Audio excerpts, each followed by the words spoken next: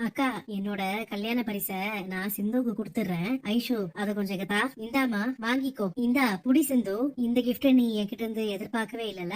நான் கொடுத்த கிஃப்ட பார்த்து சிந்து அதிர்ச்சியில நிக்கிறா. உனக்கு ஞாபகம் இருக்கா? போன வருஷம் இந்த தேதியில தான் என் பையன் உன் கழுத்துல தாலி கட்டினான்னு எல்லாரையும் நம்ப வச்ச. நீ சொன்ன பொய்ய உண்மைன்னு நம்பி அன்னபூர்ணி அக்கா சிவாவ உன் கழுத்துல தாலி கட்ட வச்சாங்க. நீயும் ஒரு வருஷமா இந்த வீட்ல இருந்த எல்லாரையும் ஏமாத்திட்டு இருந்த. உன் ஒரு வருஷம் நாடகத்துக்கு இன்னைக்கு நான் முடிவு கட்ட போறேன். சிந்து, மகா என்னமா சொல்றா? இந்த டைரியில அப்படி என்ன இருக்கு? நீ ஏன் இவ்ளோ அதிர்ச்சி அடையற? சிவா, நீ சிந்து கையில இருக்க டைரிய வாங்கி அதுல என்ன எழுதிருக்குன்னு பாரு. அது என்கிட்ட கொடு சிந்து. எனக்கும் ஆறுமுகத்துக்கும் நடக்க இருந்த திருமணத்தை சிந்து தான் பயப்படுறா. நீங்களாச்சும் அதுல என்ன இருக்குன்னு சொல்லுங்க. சொல்லு சிந்து, எல்லாரும் கேக்குறாங்கல்ல.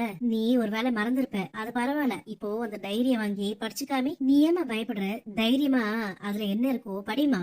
என்ன அழுது நாடகம் போட்டுட்டு இருக்கியா? இனிமேல் உன் நாடகம்லாம் செல்லாது. ஒழுங்கா அதுல என்ன இருக்குன்னு பாடி. உன் லட்சணம் எல்லாருக்கும் தெரியட்டும். என்ன மன்னிச்சிரு டாக்டரே. ஒரு பொண்ணு செய்யக்கூடாத விஷயத்த நான் செஞ்சிருக்கேன். எனக்கு இதை விட்டா வேற வழி தெரியல. வேற வழியே இல்லாம இப்படி ஒரு பொய் சொல்லிட்டேன்.